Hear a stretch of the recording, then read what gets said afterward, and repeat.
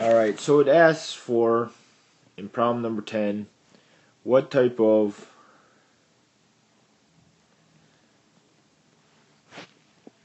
critical point do we have at -1? Well, that's where x equals -1, and that is a relative maximum.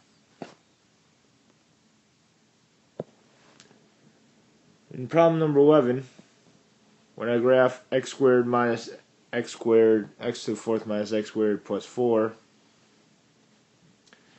that's not a very good graph. It looks like this, and that critical point is an absolute minimum.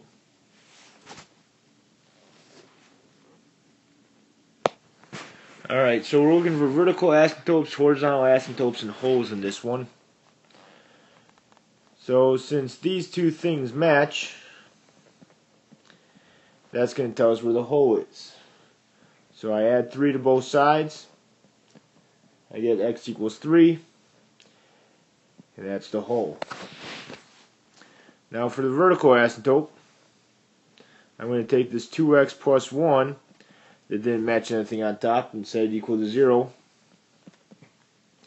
And I got 2x equals -1, and x equals -1/2. Now for the horizontal asymptote, I'm going to multiply these, but I'm only really worried about the first term. So x times x is x squared. 2x times x is 2x squared. And so we got 1 over 2. And it only works because these exponents are equal. For the next problem, we have this. And I'm going to factor the bottom to be x plus 1, x minus 1. And since nothing matches, for my vertical asymptote, I got x plus 1 equals 0, and x minus 1 equals 0. Subtract 1, add 1. So we got x equals -1 over here, and x equals +1 over here. Now, in order to get a hole, we would have needed something to match, so there is none for the hole. And for the horizontal asymptote, since we have more x's in the bottom, the horizontal asymptote is y equals 0. Alright, so for this one, I got 5x plus 4 equals 0. Subtract 4. 5x equals -4. Divide by 5. And x equals -4/5. Now, because these matched, that's the hole. The 3x minus 2 doesn't match with anything. So when I set this equal to 0 and solve, that is the vertical asymptote. Now once again, I need to figure out what's on top and what's on the bottom. So we got 20x squared plus some other stuff, and 3x times 5x is 15x squared on the bottom. So I got y equals 20 over 15 because they matched, which turns out to be 4 over 3. Alright, for problem number 15, we have a varies jointly, y varies jointly to the square of x and the cube of z. So if y equals 81, when x equals 3 and z equals 4, I'm going to put all of these, multiply them together. And so I got 81 equals 576k. Divide both sides by 576. And k turns out to be 9 over 64.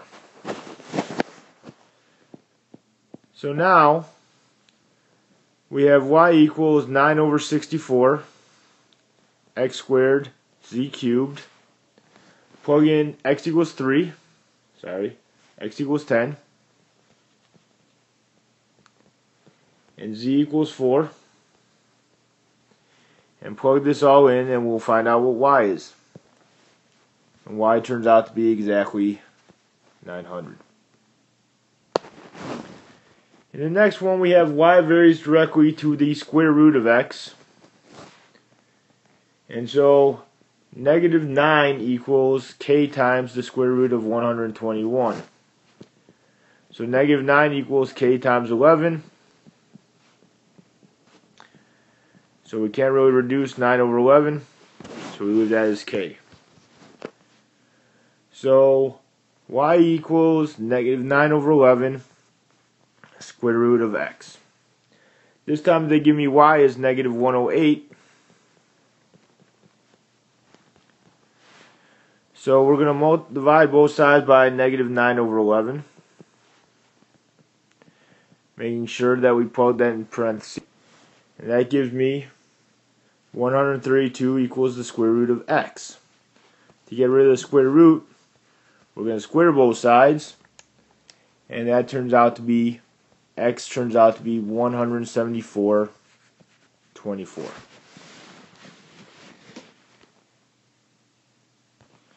Alright, finally problem number 17. Y varies inversely to x squared. So if y equals 12 and x equals 4, we got 12 equals k over 16. And I multiply both sides by 16. So 192 equals k. So y equals 192 over x squared. We know y equals 152. So I'm going to multiply both sides by x squared. So 152x squared equals 192. Divide by 152.